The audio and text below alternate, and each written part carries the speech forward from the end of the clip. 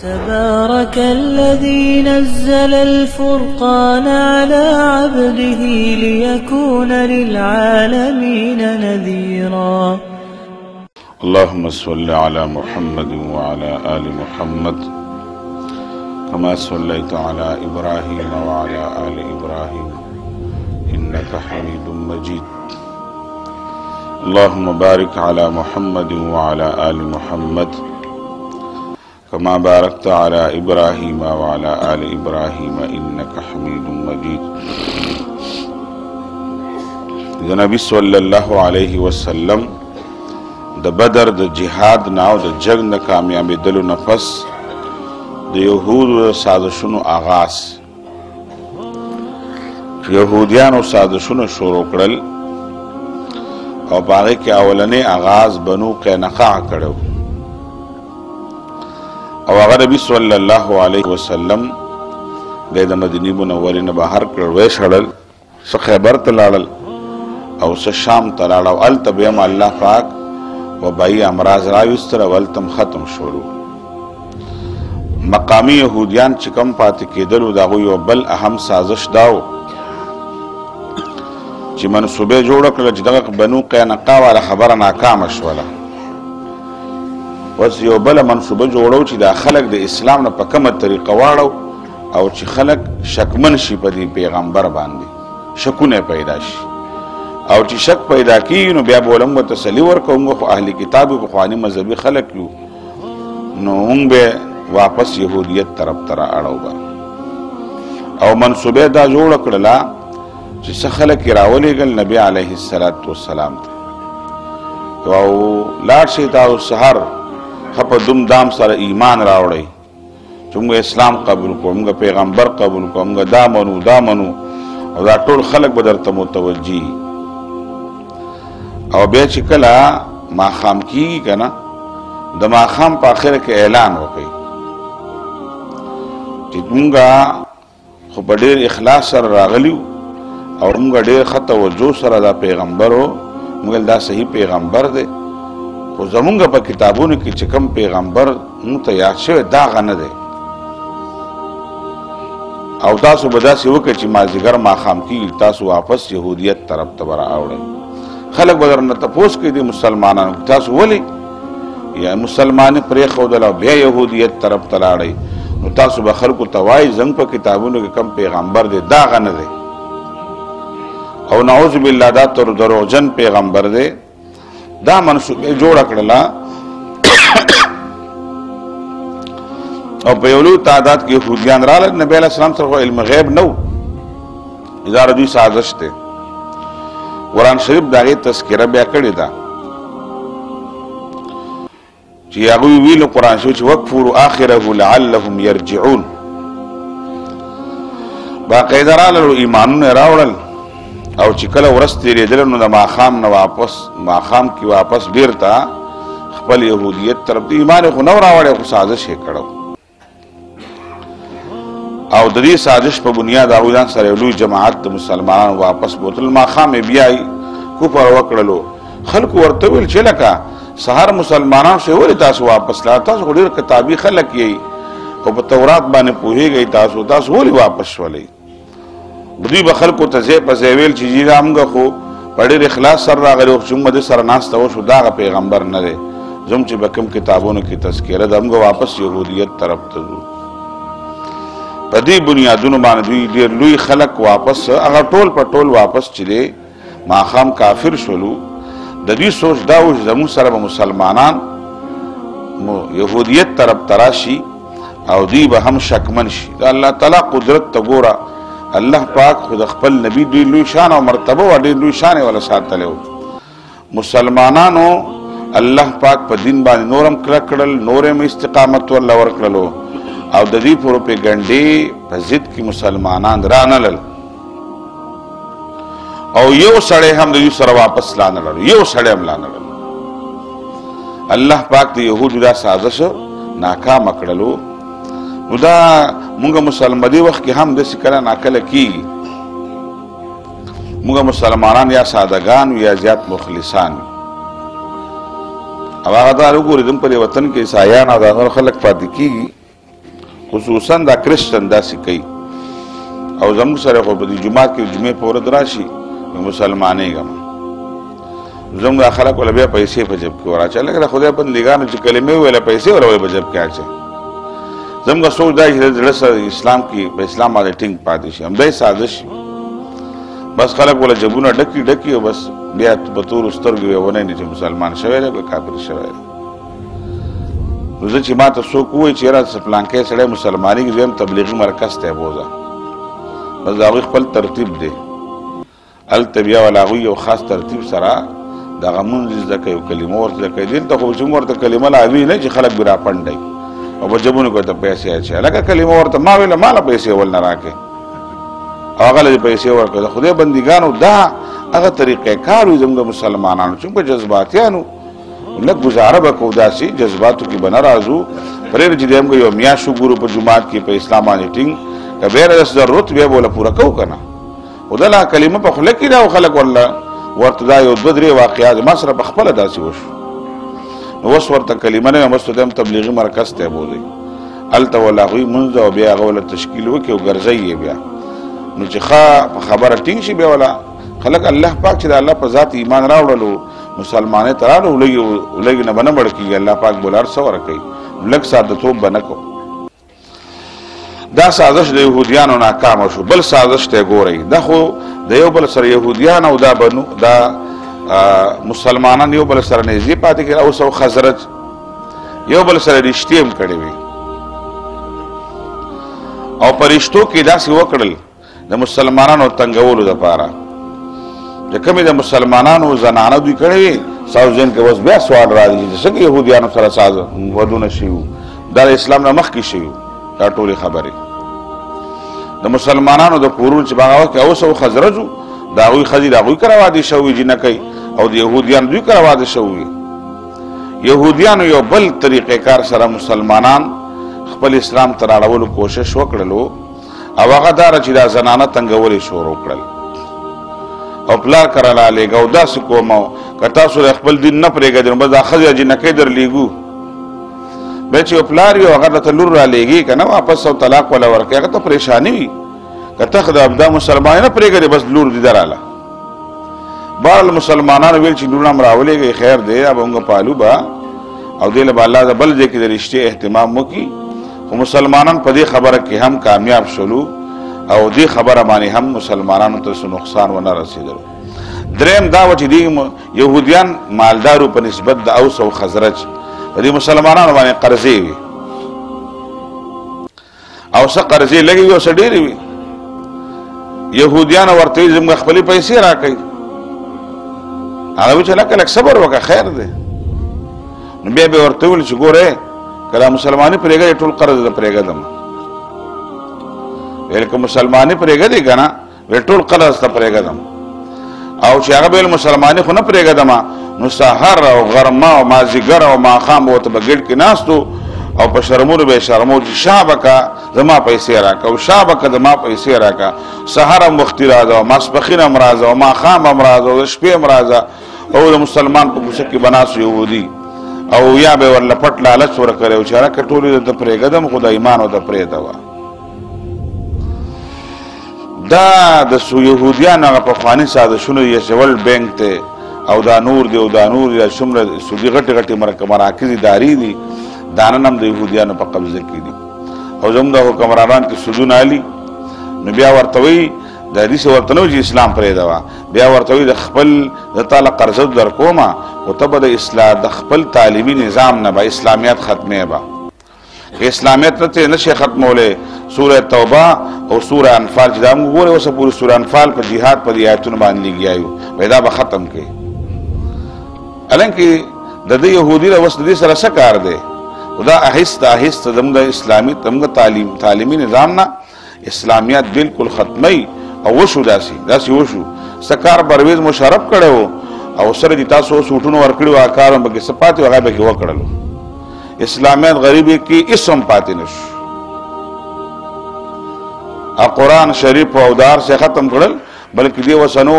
د پښتنو حکومت یو بل کار کړ چې موږ ځان ته پښتانه چې وایو ویل موږ چې د میوزیک کلاس شروع کوو په دې کلاسونو سکولونو کې دمامو والا کلاس دوپړو باجو والا بیا به چې حاجي صاحب او امیر صاحب رواني که اوس خو بند کړلو موږ ویل تاسو شروع کوئ بیا به ګورو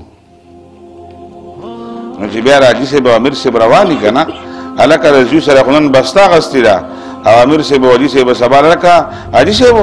دوپړه دې غاړې پرته له داسه کوې یاره دې ماشوم نن دوپړو کلاس و دې سره دا دوپړې وړلی خو ماشوم به نه شي که نه بیا به د امیر صاحب او حاجي صاحب په غاړه کې باجه پرته وي بیا به ماشومانو سره دوپړی او باجې سکول ته وړو به بیا به مور ته دوپړی او باجې به ښیي په هر کور کې به بیا د ډمامو پروګرام بیا به ډمان راویستل نه غواړي به هر کور به ډمخانه شي بیا دا څوک وي دا ورته یهودیان وایي خو داسې پسې خط نه رالیږي په ښه طریقه ورته وایي ستاسو ثقافت خو ډولکي او باجې دي زموږ دا وایي که نه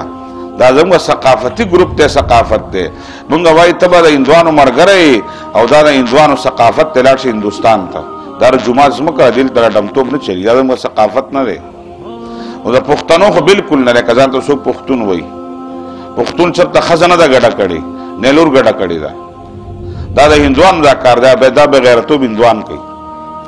دا جذباتي خبرې نه کوم دا زه صحیح خبرې کوم دا یهودیانو سازشونه دي چې نن او یهودیانو چې کوم لوی کار وکړلو هغه دا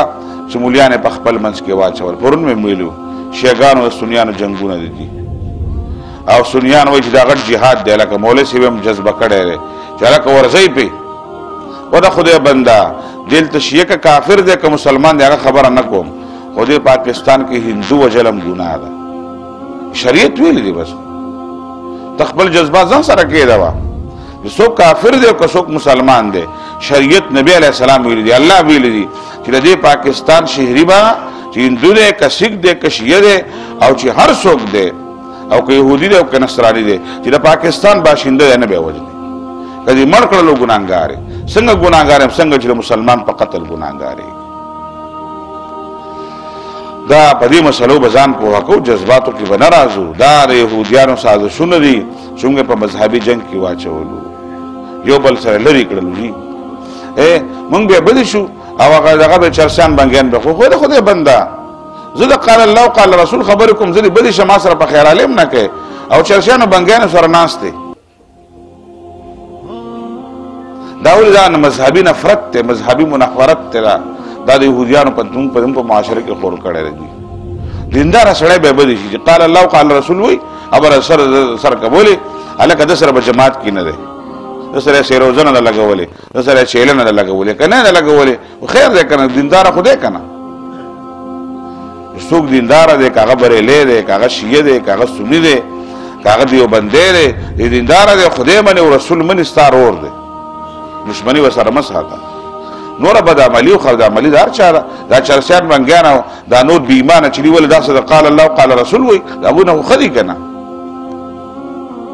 دا د یهودیانو نه منافرتونه دي زموږ به زړونه یو بل ته ډک کړي دي زموږ کافر نه شي به زموږ یو بل دینداره به دي شي یا پټکو والا پټکو والا به دي شي ګیرو والا ګیرو والا به دي شي دیندارو دینداره به دي شي هلکه دا کافرو سره دشمني وکړه دې مسلمان ورله غاړی ورکړه د احترام وکړه د عزت وکړه د خبره واوره دا زموږ مسلمانان ډېره لویه کوتاهي زه محسوس کوم په خپله باندې دا سړی خو ساده نه دی یو ټکی زده کړی په دغه ټکي به سینختی دی ځکه سیرت النبي ویم تاسو موږ پوه شو دا د یهودیانو سازشونه وو چې بیت قرضې غوښتلې خو الله پاک د الله پاک قدرت ته ګوره یو مسلمان هم د قرض په بنیاد باندې یهودي شوی نه دی الحمدلله یو صحابي هم نه و شوی چې هغه باندې قرض و هغه قرض به در کوم هلکه یهودي کېږم نه ده سره ځکه بیا قرآن شریف و چې کله تحویل د قبلې راغی که نه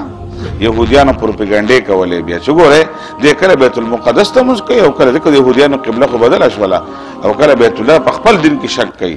مسلمانانو ویل چې لږ به ورسره ګزاره وکړو که نه خیر دی که نه الله وی ولن ترضى عنك اليهود ولا النصارى حتى تتبع ملتهم الله ویل یهودیانو نصوارا به هېڅکله تا نه خوشحاله نه شي تر څو پورې ته یهودي او نصراني شوی نه یې ته یهودیت اختیار کړه دا به الله به خوشاله په دې نه خوشالېږي چې کله د یهودیانو جامع اچوه او کله یهودي ته زنده‌باد وایي نه په دې خبرې هېڅوک هم نه خوشالېږي او بیا الله تعالی مسلمانانو ته ویل چې یا ایها الذین آمنوا لا تتخذوا اليهود والنصارى اولیاء بعضهم اولیاء بعض مؤمنانو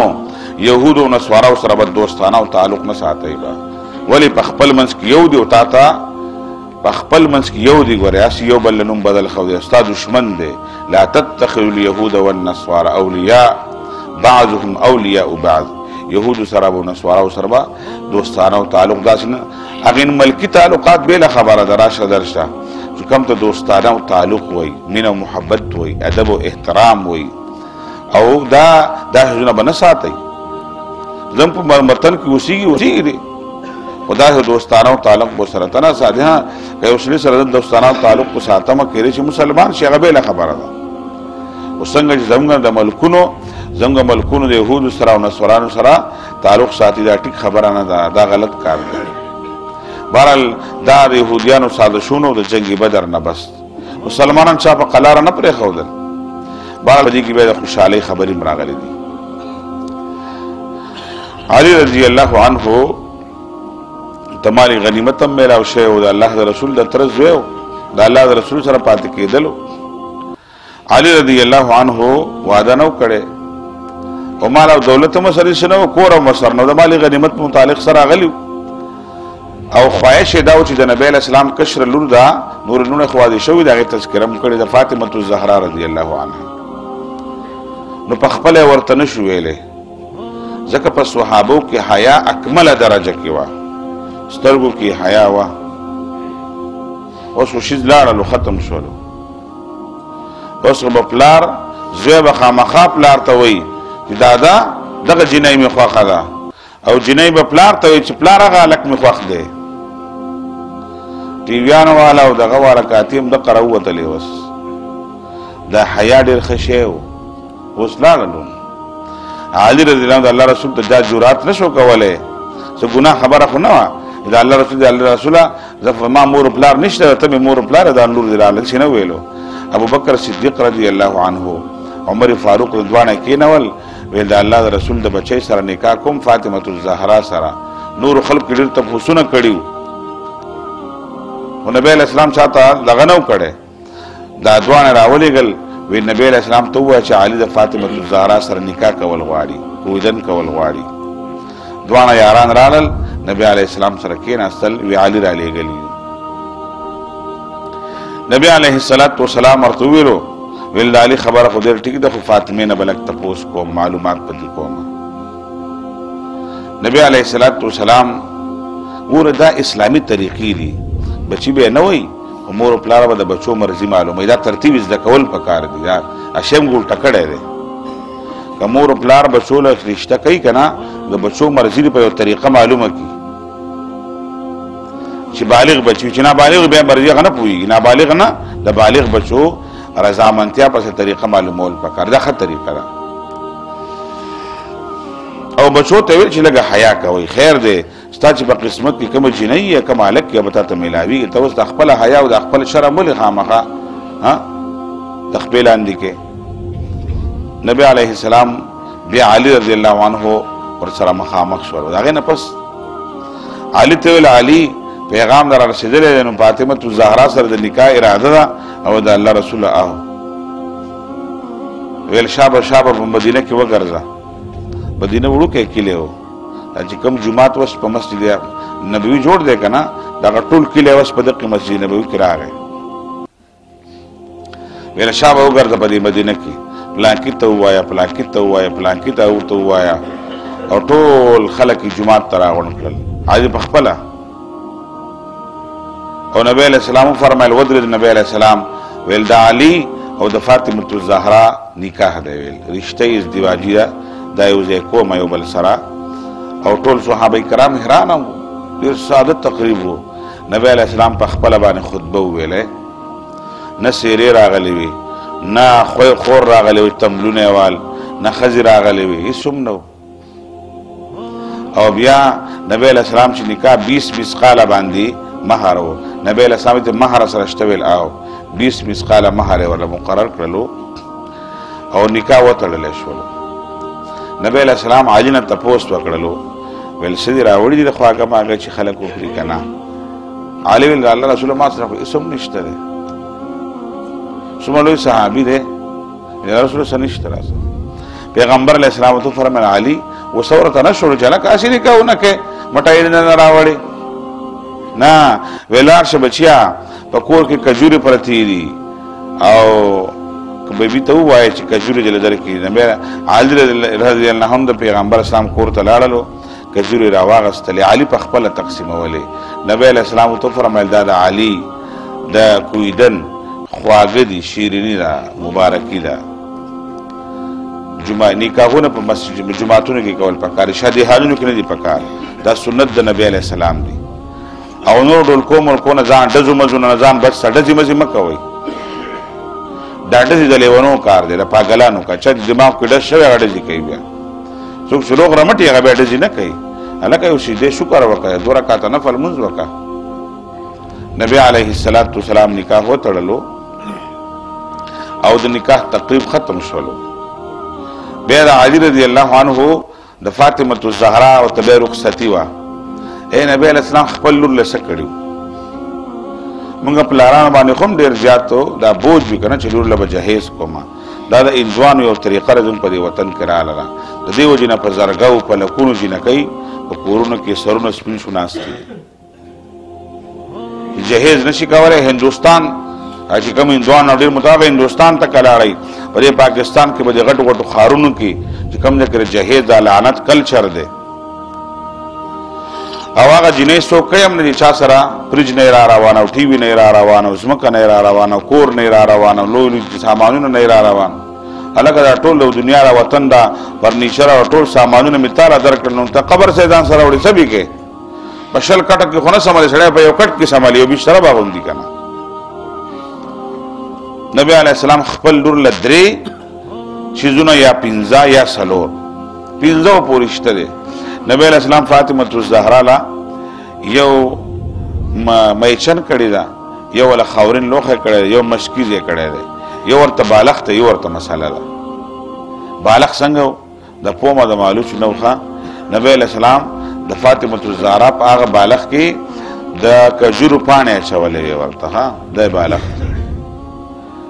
او څنګه چلو شو فاطمه الزهرا رضی الله عنها چې کله رخصتی وکړه جنج نو راغله جنجونه نشته په شریعت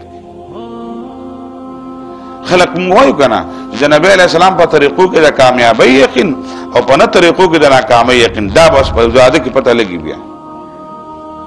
موږ دا کم ځکه بیا کامیابی ناکامه کم ځکه بیا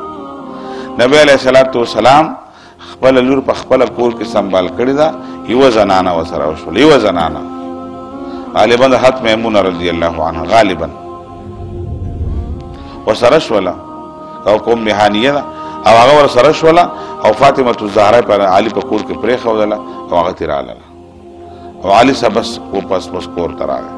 ولیمه بیا هغه ور کړی د ولیمه سنت طریقه را به خبره دا د فاطمه الزهرا رضی الله عنها واده وشولو کوی دني وشولا دزي نوي جنج پکې نو گاڑی نو سجا شوی شادي حال نو هیڅ ساده باده طریقه و بس دقه د نبی صلی الله علیه وسلم طریقه وای داشتنه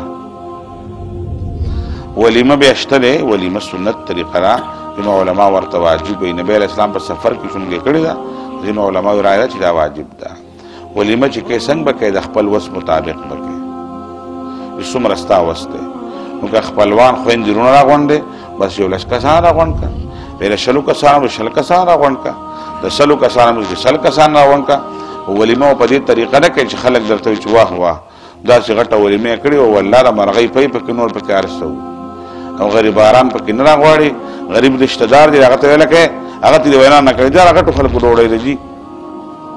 نبی علیہ السلام فرمایي دا شر ولیمه را چې غنیان او مالدار وتر غختل کی او غریباران په کې شړل کی دا شر والا ملي شو ولیمه لوي ولیمه چې دا خپل غریباران رونه بایگان مالدار څومره خلک دي څومره د چا وس کیږي ولیمه دی وکړي کورجی په خای کا ډوډۍ په خای او کنا او په تقسیموم په خلکو یو پیاله په خلکو څوم 50 کومه ورجی او غوخه په کې ضرور په ولیمه کې نه دي بس یو قسمه خوراک دی یو شی دی نبی علیہ السلام په خلکو ستوان خوړل یو ځری د زینب واده چې نبی علیہ السلام چیلل کړو باقاعده خوراک پخښوي دي صحابه کرام راغلي نبی علیہ السلام کور ته دا د نبی علیہ الصلوۃ والسلام د سیرت پر حفصه رضی الله عنها سره به نکاح شوه دی عمر فاروق رضی الله عنه نور دراغه سره نکاح شوه د نبی علیہ الصلوۃ والسلام دا احکامات او واقعات د بدر نه پس د جنگ نه د احد نه مخکې دا واقعات راغلو الله پاک دې مولا د نبی صلی الله علیه وسلم په سنت باندې او دا په طریقې کار باندې عمل کول توفیق نصیب. سبحان ربك رب العزة عما يصفون وسلام على المرسلين والحمد لله رب العالمين.